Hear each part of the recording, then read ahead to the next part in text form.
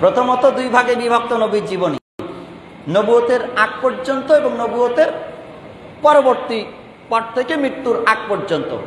নবুয়তের পূর্ববর্তী, নবুয়তের পরবর্তী, দুই ভাগে। এরপর নবুয়তের পরবর্তী জীবনটা 23 বছর, এটাকে আমরা দুই ভাগে ভাগ করলাম। একটা হচ্ছে মাক্কি জীবন আর একটা হচ্ছে মাদানী জীবন। মাক্কি জীবন 13 বছর, মাদানী জীবন 10 বছর। এবার এই মাদানী জীবনটাকে, নবীজির মাক্কি জীবনটাকে, অর্থাৎ 13 বছরের জীবনটা 4 ভাগে বিভক্ত। কয় ভাগে বলেন? কয় ভাগে? 3, 2, 5, 3। 3 বছর, 2 বছর, কয় বছর হলো? এরপর 5 বছর, কয় বছর হলো? তারপর 3 বছর, কয় বছর? তাহলে আমরা বলতে পারি 3, 2, 5, 3। কয় ভাগে ভাগ করলাম? 4 ভাগে। কয় ভাগে? আসুন আমরা একটু আলোচনা শুনি। আমরা গত জুমায় নবীজির উপরে আল্লাহর ফেরেশতা জিবরাইল ওহী নিয়ে আসলেন কোথায়?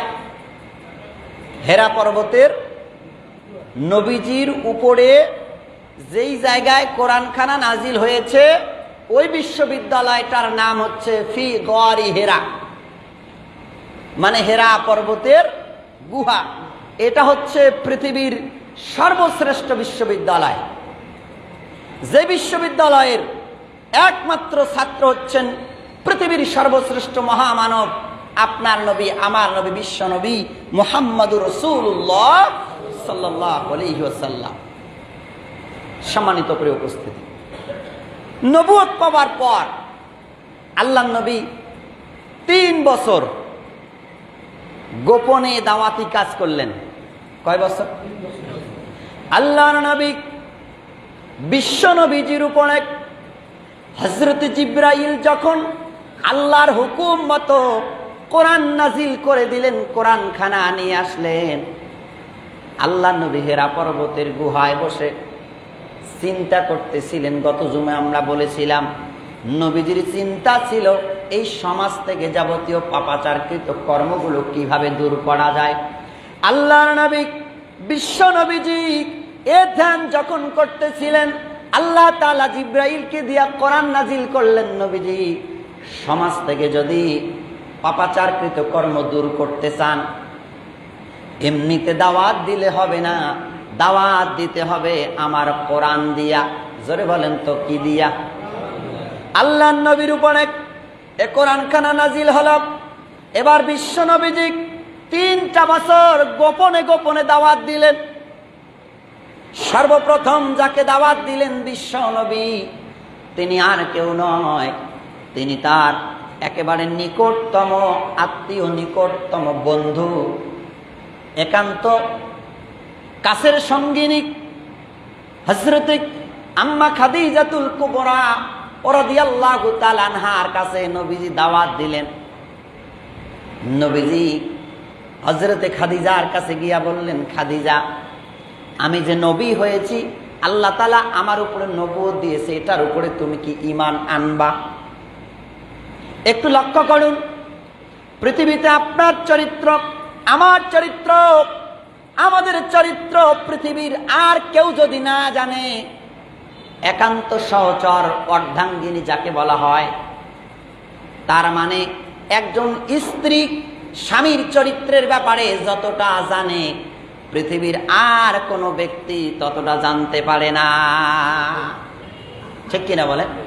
সবচেয়ে বেশি জানে কে? স্ত্রী। আপনার চরিত্রটা কেমন, আমার চরিত্রটা কেমন, আমি বাহিরে এসে সুন্দর ওয়াজ করি, ভালো ভালো কথা বলি, আসলে এই ভালো কথাগুলি আপনারা শোনেন, কিন্তু আমার স্ত্রী জানে আসলে চারিত্রিক দিক দিয়ে আমি কেমন।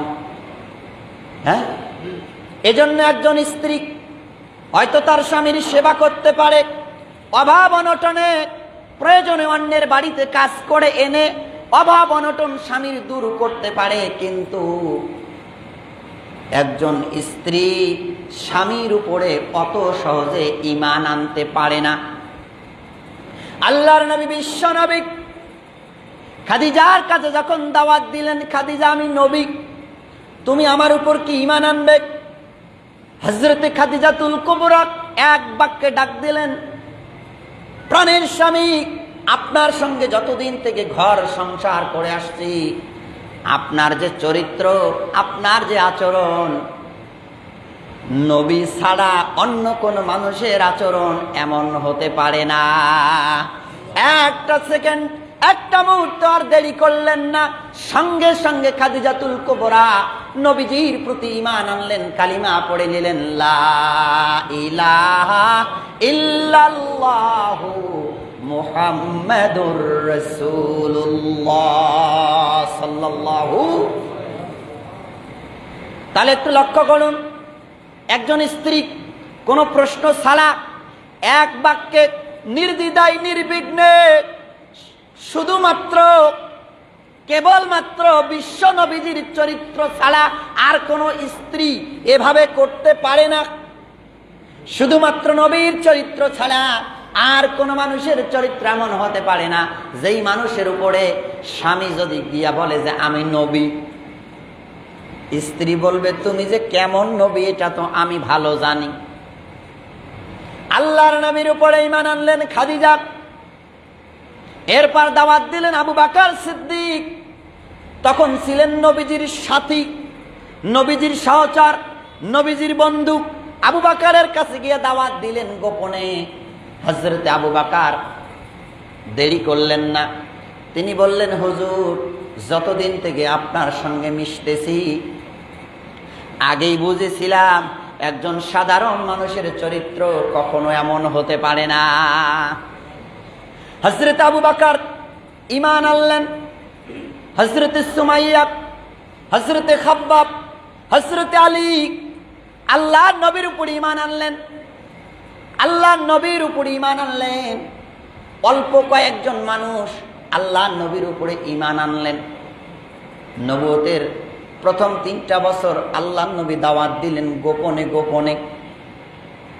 এই গোপনে যখন দাওয়াত দেওয়া হয় তখন প্রতিবেশী কিংবা এলাকাবাসী কিন্তু বিরোধিতা করার সুযোগ পায় না, ঠিক কিনা বলেন? আপনি যখন গোপনে ইবাদত করবেন, সারাদিন মসজিদে বসে তসবিহ টিপবেন, জিকির আজগার করবেন, কাউকে ভালো মন্দ কিছুই বলবেন না, এলাকার কেউ আপনার শত্রু হবে না। বরং কিছু লোক এমন কথাটা হয়তো বা বলতে পারে যে সারাদিন শুধু মসজিদে বসে তসবিহ টিপে, কিন্তু আপনি মসজিদে আসার সময় ওই রাস্তার মোড়ে যখন কিছু ছেলে বসে মোবাইল টিপবে, মোবাইল চাপ দেবে, অথবা চায়ের দোকানে বসে টেলিভিশন দেখবে, সিনেমা দেখবে, নাটক দেখবে, গান দেখবে, ওই জায়গায় আপনি গিয়া যদি যুবকদেরকে দাওয়াত দেন, রে যুবকেরা, নামাজের ওয়াক্ত হয়ে গিয়েছে, চলো আমরা মসজিদে যাই, এগুলো করা যায় না। এবার যুবকদের মধ্য থেকে কথা এমনটা হতে পারে, আসতেও পারে, এমন কথাও হতে পারে, আসতে পারে, যাও তুমি তোমার কাজটা করো, আমরা আসি, আমাদের বয়স হয় নাই। কি বলেন? চায়ের দোকানিকে বলবেন, রে চায়ের দোকানি, নামাজের ওয়াক্ত হয়ে গিয়েছে, টেলিভিশনটা বন্ধ করো, চায়ের দোকানখানা বন্ধ করো, চলো নামাজে যাই। এরপরে ওই চায়ের দোকানে আবার যদি যান, এতদিন যে কদর আপনার ছিল, ওই যে নামাজের সময় আসার সময় ওই দাওয়াত দেবার কারণে ওই আগের কদর কি আলো থাকবে? হ্যাঁ, কথা কি বুঝতেছেন? চায়ের দোকানি এতদিন যাওয়ার সাথে সাথে চা বানায়া দিছে, ভালোভাবে পরিবেশন করেছে, আজকে যাবার পরে চায়ের দোকানি আপনার দিকে তাকাবেও না, গুরুত্ব আর আগের মতো দেবে। আগে তো চা খাবার পরে অনেক সময় বলছে, ভাই বিল দিবার দরকার নাই, যান। আর ওই যে টেলিভিশন বন্ধ করতে বলেছেন, এ কারণে আগের মতো মোহাব্বত কি আর এখন আছে? হ্যাঁ, আল্লাহর নবী 3টা বছর গোপনে দাওয়াত দিলেন, তেমন কোনো বিরোধিতা ছিল না, শুধুমাত্র মস্কারা করত, ঠাট্টা বিদ্রোহ করত, এর ভিতরেই নিমজ্জিত ছিল, এর ভিতরেই বিদ্যমান ছিল তারা। আল্লাহ তাআলা নবীজির 3 বছর যখন পার হয়ে গেল, আল্লাহ তাআলা নবীজির উপরে ওহী নাজিল করলেন। আল্লাহ পাক জানায় দিলেন, ওয়া আনজির আশিরাতাকাল আকরাবিন। আল্লাহু আকবার। আল্লাহ পাক নবীজির উপরে এবার ওহী নাজিল করলেন, হে নবী, আর গোপনে চলা যাবে না, এবার হবে ওপেনে। এবার কি বলেন? এতদিন গোপনে ছিল, আর গোপন থাকবে না। আপনার নিকট আত্মীয় যারা, এদেরকে প্রকাশ্যে দিনের দাওয়াত দিন, আর গোপন থাকবে। এইবার নির্দেশনা পাবার পরে, আল্লাহর নবীর উপরে নির্দেশনা আসার পরে, আল্লাহর নবী সাফা পাহাড়ের উপরে দাঁড়ায়া গেলেন। সকাল সকাল ডাক দিলেন আল্লাহর নবী, ইয়া সাবা, ইয়া সাবা। এটা বুখারীর বর্ণনা। তৎকালীন সময়ে বিপজ্জনক কোন সংবাদ দিতে হলে উঁচু জায়গায় দাঁড়ায়া ইয়া সাবা, ইয়া সাবা বলে চিৎকার করা লাগতো। এই চিৎকার শুনলে লোকেরা বুঝতো যে কোনো বিপজ্জনক সংবাদ আছে। সবাই দৌড়ায় যাইতো, ছুটে যাইতো। আগে তো আর মাইক ছিল না, ছিল মাইকিনের কি ব্যবস্থা ছিল? আল্লাহর নবী সাফা পাহাড়ের উপরে দাঁড়ায়া ডাক দিলেন, ইয়া সাবা, ইয়া সাবা, চিৎকার করা শুরু করলেন। সমস্ত লোকেরা দৌড়ায় আসতেছেন। কি ব্যাপার?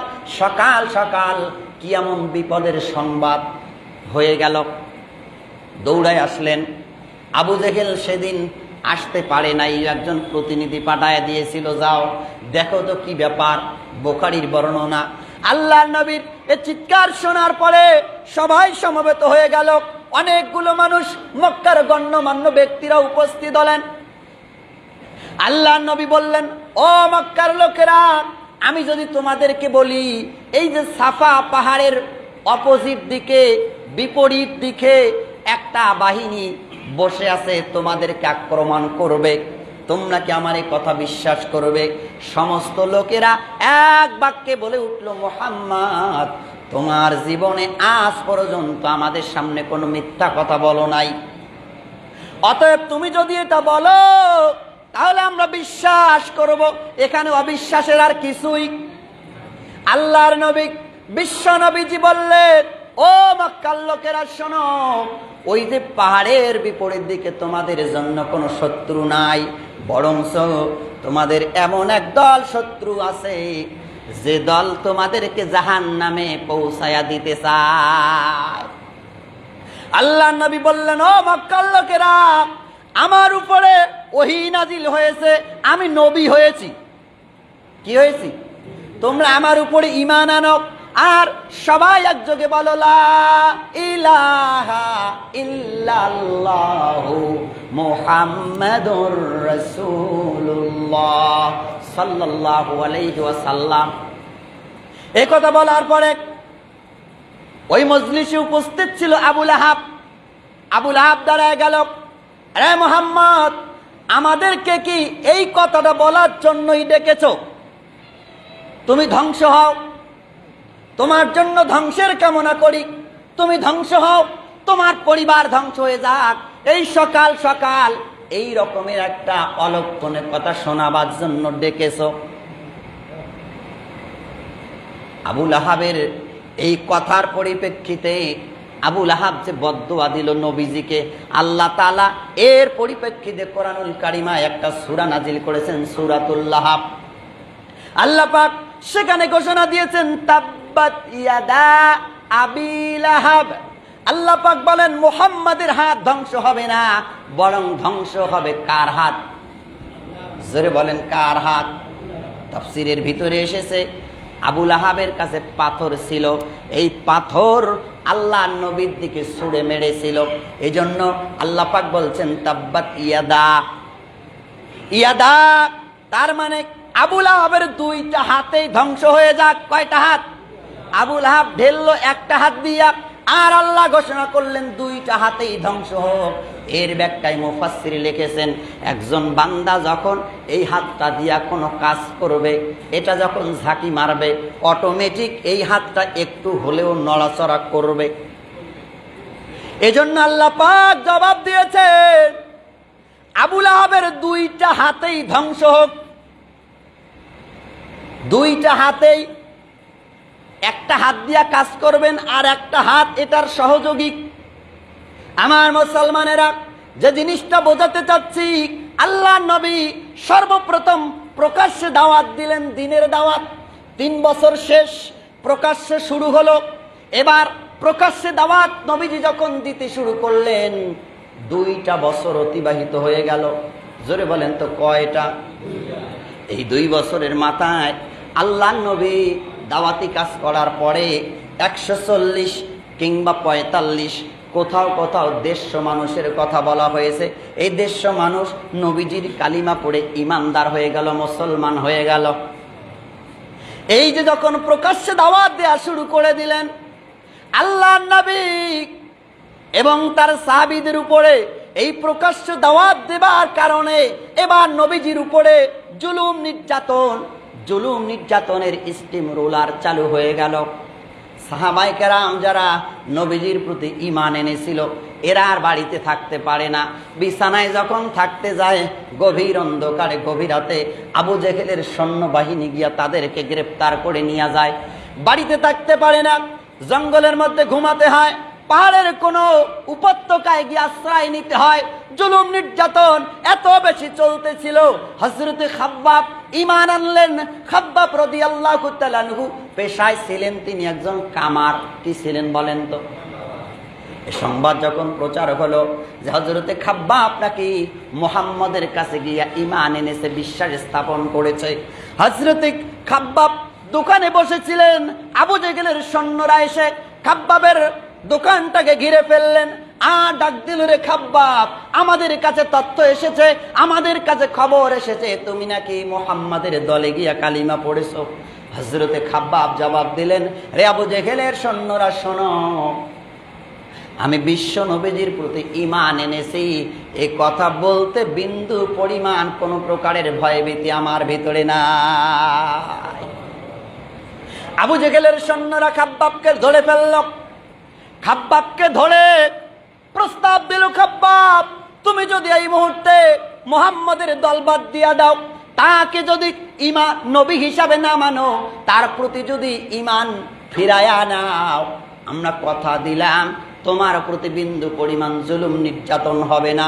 হযরত খাব্বাব জবাব দিলেন, রে আবু জেহেলের দলের সৈন্যরা শোনো, জীবন যদি চলে যায় যাবে, তারপরেও যেই কালিমা পড়ে ঈমান এনেছি, ওই কালিমা থেকে এক পা সরে যাব না। এবার আবু জেহেলের সৈন্যরা হযরত খাব্বাবকে ধরে মাটির উপর শোয়া দিল। শোয়া দিয়া খাব্বাবের দোকানের যে ওই যে কয়লার আগুনগুলো ছিল, টকবগে জ্বলন্ত আগুনগুলো, কয়লার এই আগুনগুলি হযরতে খাব্বাবকে চিৎ করে শোয়া দিয়া, উবুর করে শোয়া দিয়া হযরতে খাব্বাবের পুরা পিঠের মধ্যে ওই যে কয়লার আগুনগুলো পিঠের মধ্যে তুলে দিয়েছিল। হযরতে খাব্বাবের দেহটা গলে যাচ্ছিল, গোস্ত গলে মাটিতে পড়ে যাচ্ছে। আর হযরতে খাব্বাব চিৎকার করে বলতেছেন, আল্লাহ, তোমার উপরে ঈমান এনেছি, তাকায়া দেখো, তোমার উপরে ঈমান রাখতে গিয়া কোন জুলুম নির্যাতনটা সহ্য করতে হচ্ছে।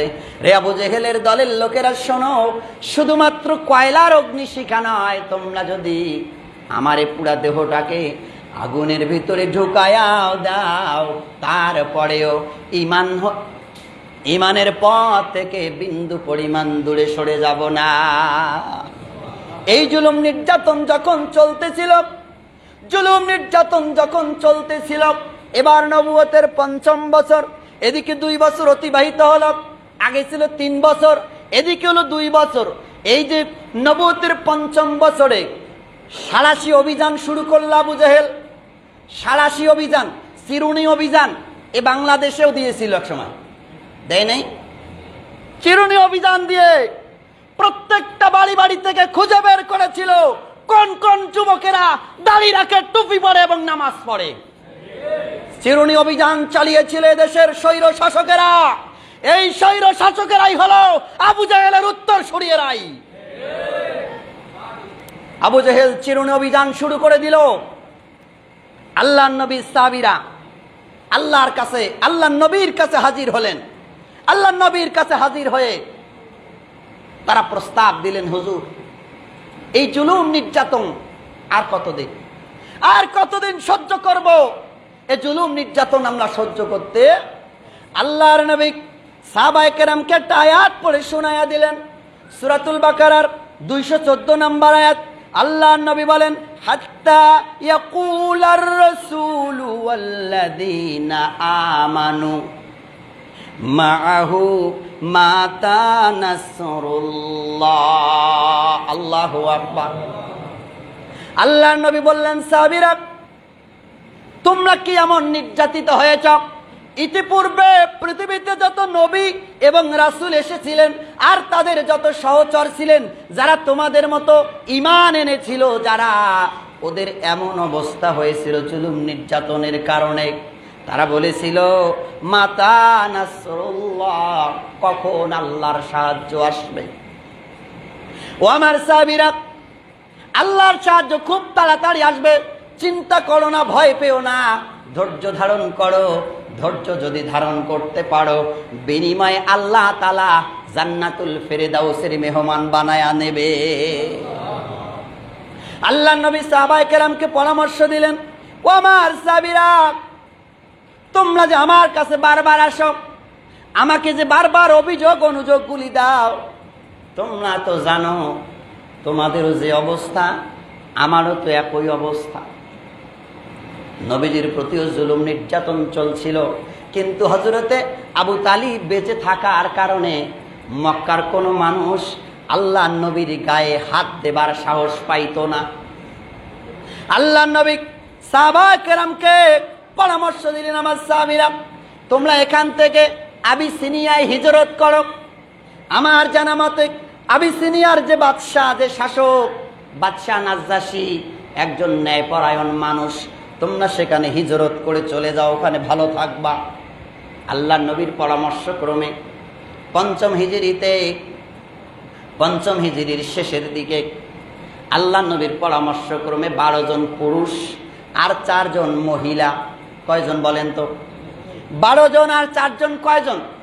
এই 16 জন আল্লাহর নবীর সাহাবীরা সর্বপ্রথম আবিসিনিয়ায় হিজরত করলেন, হিজরতের জন্য বের হলেন। এখানে শিক্ষা গেল, যে জায়গায় জন্মগ্রহণ করলেন, বাড়ি গাড়ি, ব্যবসা বাণিজ্য, দোকানপাট, জমি জমা সব কিছু ফেলাইয়া রেখে 16 জন আল্লাহর বান্দা, 12 জন আল্লাহর বান্দা আর 4 জন আল্লাহর বান্দি সিদ্ধান্ত নিল, বাড়ি যায় যাক, গাড়ি যায় যাক, জমি জমা যায় যাক, ঈমান যেতে দেওয়া যাবে না। দেখছেন? আর আমাদের চিন্তা হলো ঈমান যায় যাক, বাড়ি গাড়ি ছাড়া যাবে না। ঠিক না, ঠিক না, ঠিক না? আল্লাহর নবীর এই 16 জন সাহাবী এবার হিজরত করে চলে গেলেন আবিসিনিয়ায়। আবিসিনিয়ায় হাজির হয়ে গেলেন। প্রথম ধাপে গেল 16 জন। এরপর আল্লাহর নবী আর কিছুদিন পরে নবুয়তের 6ষ্ঠ বছরে আল্লাহর নবী আর কিছু সাহাবায়ে কেরামকে পরামর্শ দিলেন, তোমরাও চলে যাও। দ্বিতীয় অধিবেশনে আল্লাহর নবীর 87 জন, কোথাও কোথাও 85 জন, কোথাও কোথাও 89 জন হিজরত করলেন আবিসিনিয়ায়। পূর্বে ছিল 16 জন, পরে হলো 87 জন। সর্বমোট সর্বসাকুল্যে 101 জন। কয়জন? 101 জন মানুষ এই মক্কা থেকে হিজরত করলেন। কোথায় বলেন? কোথায়? আবিসিনিয়ায়। তৎকালীন সময়ে এ মক্কা নগরীর ওই এলাকাটা অত জনবহুল ছিল না, অল্প কিছু মানুষের সমন্বয়ে এই এলাকাটা গড়ে উঠেছিল। এই ছোট্ট একটা এলাকা থেকে 101 জন মানুষ যদি কোথাও চলে যায়, তাহলে কি টের পাওয়া যাবে কিনা বলেন? যাবে না? মক্কার দায়িত্বশীলেরা, আবু জেহেলের চেলা চামুন্ডারা তালাশ করা শুরু করলো, কি ব্যাপার, আমাদের এলাকায় বেশ কিছু লোককে দেখা যাচ্ছে না, কারণটা কি? বাড়িতে বাড়িতে গিয়ে তারা খবর নেওয়া শুরু করলো। বাড়িতে বাড়িতে গিয়া খবর নেওয়া শুরু করলো। খবর নিয়ে দেখা গেল কোনো বাড়ি থেকে 1 জন, কোনো বাড়ি থেকে 2 জন, আবার কোনো বাড়ি থেকে পুরা পরিবার নিখোঁজ হয়ে গেছে। সুবহানাল্লাহ বলে। দিনের কারণে ঈমান রক্ষা করতে গিয়া বাড়ি গাড়ি জমি জমা ব্যবসা বাণিজ্য সবকিছু ফালায়া রেখে এক দেশ থেকে আর এক দেশে চলে গিয়েছে, এর নাম হলো ঈমানদার। যখন চলে গেল, এ সংবাদ পৌঁছে গেল আবু জেহেলের কাছে। দারুন নদওয়ার ভিতরে তারা বসে গেল। দারুন নদওয়া তৎকালীন সময়ের আবু জেহেলের সংসদ, কি নাম বলেন তো? দারুন নদওয়ার ভিতরে বসে গেল, সিদ্ধান্ত নিচ্ছে কি করা যায়। ওই দারুন নদওয়ায় কোনো বিরোধী দল নাই। দল কয়টা? একটা। ওরা যা বলে তাই পাস হয়, ওরা যেটা না বলে ওটা পাস। আমাদের বাংলাদেশেও এমন একটা অবস্থা কিছুদিন আগে ছিল না? দল ছিল কয়টা? ও বিরোধী দলও বের হয়ে বলে আমরা সরকারি না বিরোধী জানি না, কেমন ছিল না? গৃহপালিত বিরোধী দল এদেশেও। আবু জেহেল দারুন নদওয়ায় বসে গেল, সিদ্ধান্ত নিবে কি করা যায়। ওদের মধ্য থেকে দুই প্রকার, দুই ভাগে বিভক্ত হয়ে গেল। কিছু লোকেরা দাঁড়ায়া বলল, ইস, আমরা এত নির্যাতন করলাম, এত জুলুম তাদের উপরে করলাম, আমাদের জুলুম নির্যাতন সহ্য করতে না পেরে তারা চলে গেছে আবিসিনিয়ায়, এটা ভালো হয় নাই। এর কারণ হলো যাদের উপরে জুলুম করা হয়, যাদের উপরে জুলুম চালানো হয়, এমন একটা সময় আসে অটোমেটিক ওই নির্যাতিত মাজলুম ব্যক্তিদের জন্য আল্লাহ তাআলা এক শ্রেণীর মানুষের অন্তরে দয়ার উদ্রেক ঘটায়া দেয়। দেয় না? দেয় না? যার বাস্তব দৃষ্টান্ত হলো এই যে গত পরশুদিন 9 তারিখ বাংলাদেশের শ্রেষ্ঠ বিদ্যাপীঠ ঢাকা বিশ্ববিদ্যালয়ের ডাকসু নির্বাচন। এই নির্বাচনে এমন একটা দলকে আল্লাহ জয়ী করে দিয়েছে বিপুল ভোটে, যেই দলটা ইতিপূর্বে ওই ঢাকা বিশ্ববিদ্যালয়ে রক্ত ঝরিয়েছিল, কান ধরে বের হয়ে গিয়েছিল। আল্লাহ তাআলা এমন ভাবে ওখানকার সবার ভিতরে একটা তাদের জন্য ভালোবাসা করে দিয়েছে, যার কারণে বিপুল ভোটে তারা জয়লাভ করেছে। এরা ইসলামপন্থী। এর থেকে বার্তা নিতে হবে আগামীর সংসদ ঠিক অনুরূপ ভাবেই ইসলামওয়ালাদের সংসদ হয়ে যাবে ইনশাআল্লাহ। মন খারাপ করলেন না? একদল লোক বলে উঠল, ওদের উপরে এভাবে জুলুম নির্যাতন চালানোটা ঠিক হয় নাই। এটা কি দয়া নয়? কি আপনারা কি বলেন, দয়া নয়? আর এক দল দাঁড়ায় গেল, না, আমাদের দেশে থাকে, আমাদেরকে না বলে আবার চলে যায়, এত বড় সাহস। কিছু লোক আছে না, মানে যে দেশটা আর বাপের, দেশটা আর বাপের, মসজিদে ইমামতি করলে নাকি তাদের অনুমতি নিতে হবে। এমন লোক নাই? এমন পাগল ছাগল নাই যারা বলে আমাদের কথায় ওয়াজ করতে হবে, আমাদের কথায় চলতে হবে, মনে হচ্ছে রাষ্ট্রটা ওদের বাবার। ওই দারুন নদওয়ার ভিতরেও এক শ্রেণী, ওই যে বললাম দুই ভাগে বিভক্ত, এক ভাগ দাঁড়ায়া বলল যে আমাদের দেশেই থাকে, আমাদের দেশে থেকে আমাদেরকে না বলে তারা আবার অন্য দেশে যায়, এত বড় সাহস। সিদ্ধান্ত নিতে হবে। কি নিতে হবে? সিদ্ধান্ত হল ওরা যে আবিসিনিয়ায় গেল, দারুন নদওয়ার মধ্যে সিদ্ধান্ত হল দ্রুত ওদেরকে নিয়ে আসতে হবে। দুইজন ব্যক্তিকে দাঁড় করাইয়া দিল। তৎকালীন সময়ের সবচেয়ে কূটনৈতিক ব্যক্তি ছিল তারা। একজন হচ্ছে আবু জেহেলের নিজের ভাই, আর একজন হলো আমর বিন আস রাদিয়াল্লাহু তাআলা আনহু, তখনও ইসলাম গ্রহণ করে নাই।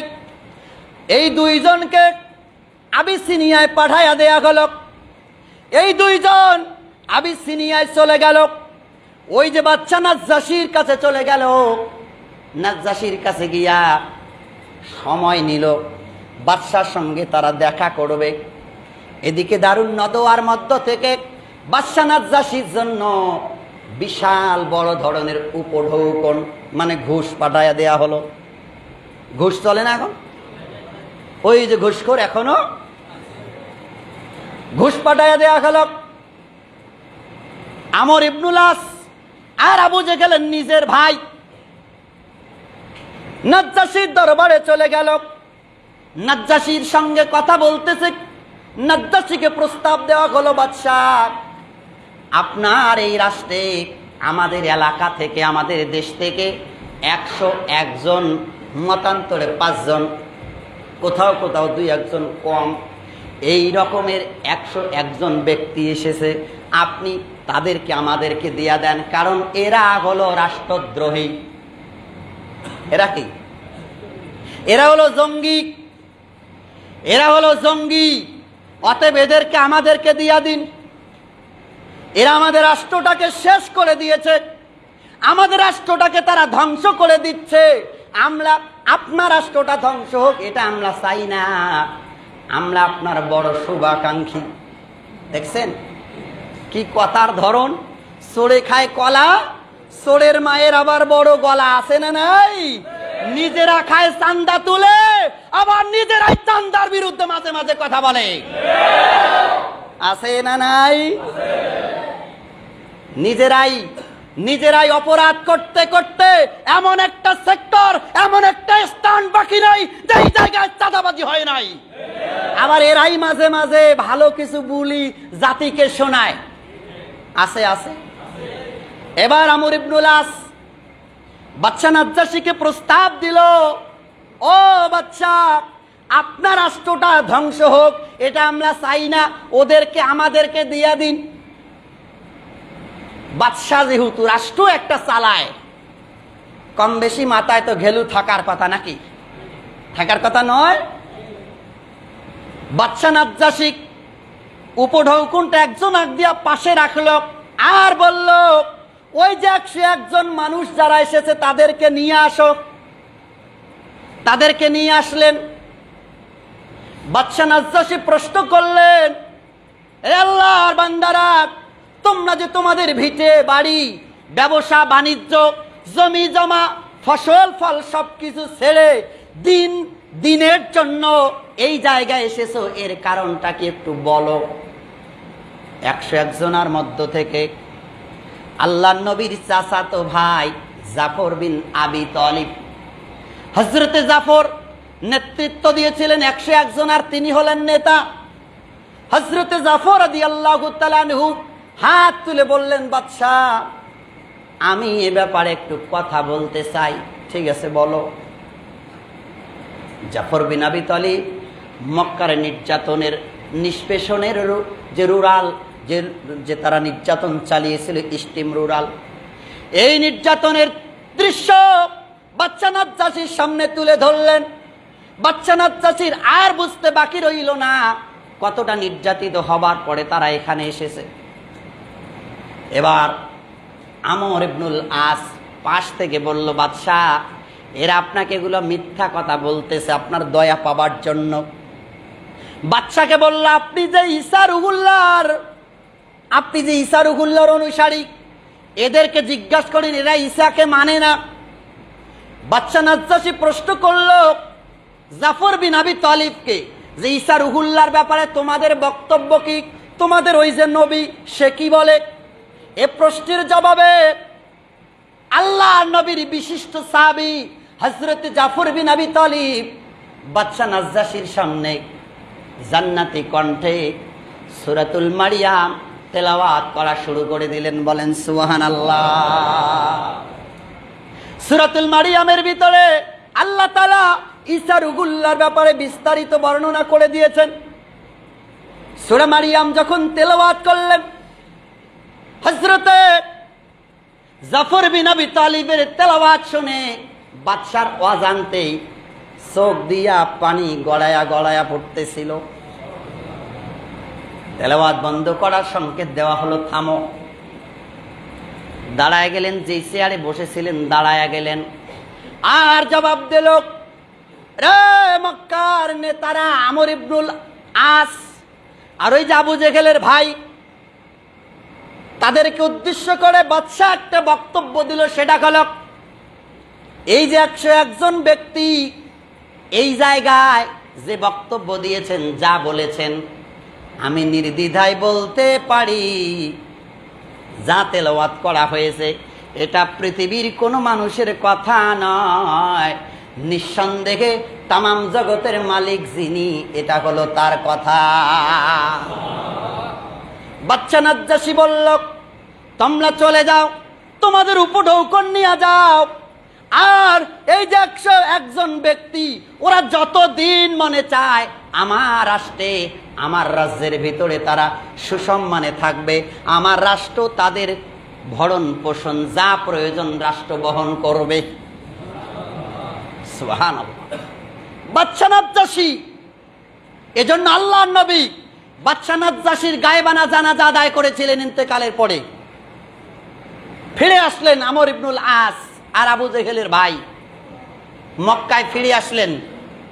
গরম হয় না নরম হয়? ফিরে আসলেন, ফিরে এসে আবার মাথা গরম যে ওরা আমাদের দেশটাকেও খাইছে, এখন বাদশা নাজ্জাশীর আবিসিনিয়াকেও, মানে ওদের চান্দি গরম যে এতদিন তো খালি মক্কায় ছিল, এখন তো আবিসিনিয়াও চলে গেছে, আর কিছুদিন পর অন্যান্য রাষ্ট্রে যে ছড়িয়ে পড়বে না এর কি নিশ্চয়তা আছে? কি বুঝেন নাই? বুঝেন নাই? এই বাংলাদেশে বলা হইতো না যে দেশটাকে মোল্লারাই শেষ করছে। এটা স্লোগান শুনতে শুনতে কথায় কথায় কি হয় হোক একবারে এক বাক্যে বলে দেয় এটা মোল্লাদের কাজ। কি বলে? বলতো না বলতো না? আসলে এটা নতুন কথা নয়, এটা হচ্ছে আবু জেহেলের দলের কথা। ওই আবু জেহেল মার্কা যত দল পৃথিবীতে থাকবে কিয়ামত পর্যন্ত এরা সব সময় শুধুমাত্র মোল্লাদেরকেই দুষবে। কথা কি বুঝছেন? মনে রাখবেন, মোল্লাদেরকে দুষতে দুষতে এমন একটা পর্যায়ে এসেছে রান্না করা ভাত কিন্তু নসিবে জুটে নাই। কপাল ভালো যে চলে যেতে পেরেছেন। দেখেন নাই নেপালের কি অবস্থা? নেপালের প্রধানমন্ত্রী, মানে এখন রাষ্ট্রপ্রধানদের শেষ ভরসার নাম হেলিকপ্টার। কি কপ্টার? শেষ ভরসা হেলিকপ্টার। উপায় নাই। দেখেছেন মন্ত্রীরা হেলিকপ্টারে চলার সময় নাই, হেলিকপ্টার থেকে রশি ফেলাইছে, ওই রশিতে ঝুলে বকদুলের মতো করে সবাই ধরে যাচ্ছে। দেখেন নাই? আর দুইটাকে তো একেবারে প্যান্ট জামা খুলে এমন পেদানি দিয়েছে পাবলিকে।